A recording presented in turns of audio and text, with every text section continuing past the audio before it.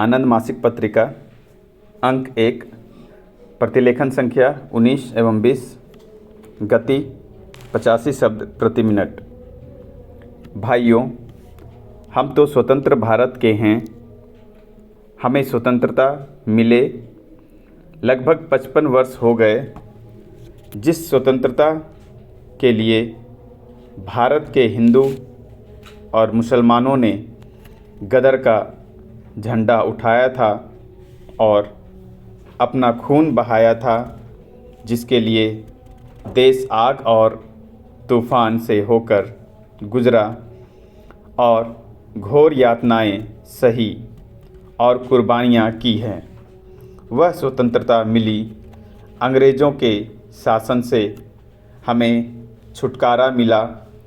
अंग्रेज़ लोग भी हमारे देश से चले गए, लेकिन दुख की बात यह है कि अंग्रेज़ी भाषा का जो मोह है, बोलबाला है, वह दिन ब दिन बढ़ता जा रहा है।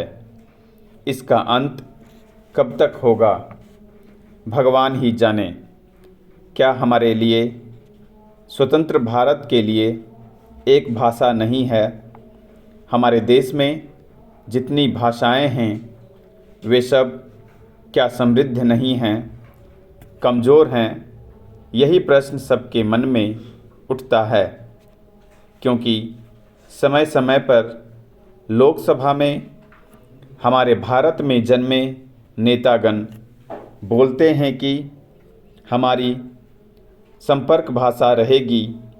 ये लोग हमारे पूज्य महात्मा जी के लक्ष्य को भूल गए। अपने स्वार्थ भाव के कारण भारत के गौरव को गिरवी रखते आ रहे हैं। राष्ट्रपिता गांधी जी ने जिस हिंदी को देश की एकता को बनाए रखने के लिए, राष्ट्रभाषा बनाने के लिए, सारे भारत को एक सूत्र में बांधने के लिए उपयुक्त माना, उस हिंदी भाषा की अवहेलना जब जब हो रही है, तब हम सब भारतीयों को भारतेंदु का ध्यान आता है। निसंदेह विदेशी भाषा हृदय की सूल है। 1965 में हिंदी को पूरी तरह से राष्ट्रभाषा बन जाना था, परंतु वह नहीं बनी। राजभाषा के संपर्क में गठित खेर आयोग 1955 और पंत समिति के अनुसार 1963 में बनाए गए राजभाषा अधिनियम में यह व्यवस्था दी गई कि अंग्रेजी 1965 के बाद भी राजभाषा रहेगी। 1965 में इसमें यह संशोधन किया गया कि अंग्रेजी तब तक कामकाज की भाषा रहेगी जब तक हिंदी राजभाषा योग्य नहीं बन जाए। इस प्रकार इन कुचक्रों ने हिंदी को अपेक्षित किया और भाषा की राजनीति हिंदी के विरुद्ध शुरू की गई। अब भाषा में अधिकांश तथा सारा कामकाज अंग्रेजी में ही हो रहा है। भारत की सारी सोच अंग्रेजी में है। इसका अर्थ है कि कुछ अंग्रेजी प्रेमी भारत में राज्य कर रहे हैं। जनता राजकाज से अपरिचित है। वह चाहे तो राजकाज में भागीदारी नहीं कर सकती। अंग्रेजी तो प्रभुता की भाषा है। शासन की राजरानी अंग्रेजी है। महोदय, ज्ञान या विज्ञान किसी भाषा पर निर्भर नहीं। चोट लगने से हर व्यक्ति को पीड़ा होती है, चाहे वह साक्षर हो या निरक्षर, या फिर वह अंग्रेजी भाषा जानता हो या रूसी। हंसना या रोना किसी भाषा में नहीं होता। ये अनुभूति की वस्तुएं हैं। भाषा की आवश्यकता संवाद की संप्रेषण की आवश्यकता से उत्पन्न होती है। किसी दृश्य, घटना या व्यंजन का आनंद लेने में भाषा की भूमिका नहीं होती, पर जब इसी अनुभव को दूसरों को बताए जाने की आवश्यकता हो तो भाषा की भूमिका प्रधान हो जाती है।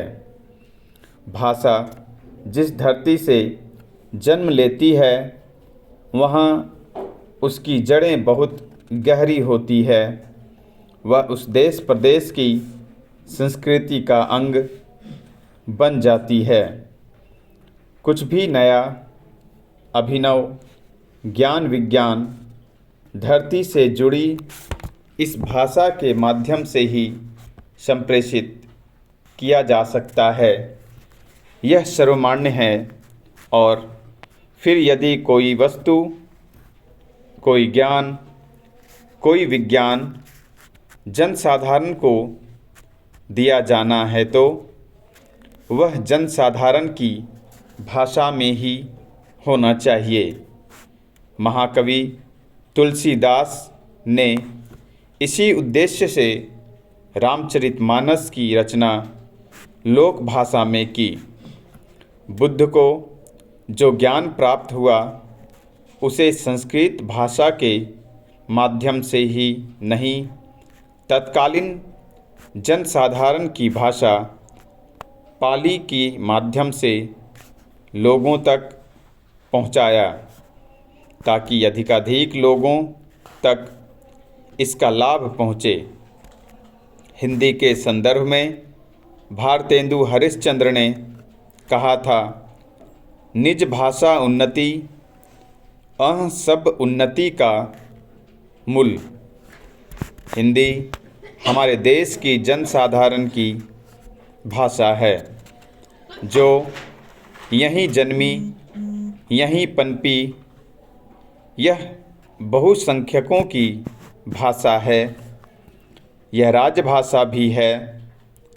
सरकार की राजभाषा नीति भी यह कहती है कि हिंदी का प्रयोग क्रमिक रूप से विकास करता रहे, ताकि शासन प्रशासन में, न्याय और विधि में, ज्ञान विज्ञान में गोपनीयता जैसी कोई बात नहीं हो, पारदर्शिता आए और वह जनसाधारण के लिए ग्राह्य हो। प्रौद्योगिकी शिक्षण के क्षेत्र में देश का अग्रणी संस्थान होने के नाते हम पर यह दायित्व है कि हम प्रौद्योगिकी के विस्तार को, ज्ञान विज्ञान को जनसाधारण तक जनभाषा में ही पहुँचाएँ और साथ ही सरकार की राजभाषा नीति के कार्यान्वयन में भी योगदान करें। इसी उद्देश्य से हम अपनी हिंदी विज्ञान पत्रिका जिज्ञासा द्वारा विद्वान लेखकों के हिंदी में मूल रूप से लिखें लेख आप तक पहुंचाते रहे हैं। इसी चेष्टा की एक कड़ी थी गत वर्ष संस्थान में केंद्रीय सचिवालय हिंदी परिषद के सहयोग से आयोजित हिंदी गोष्ठी।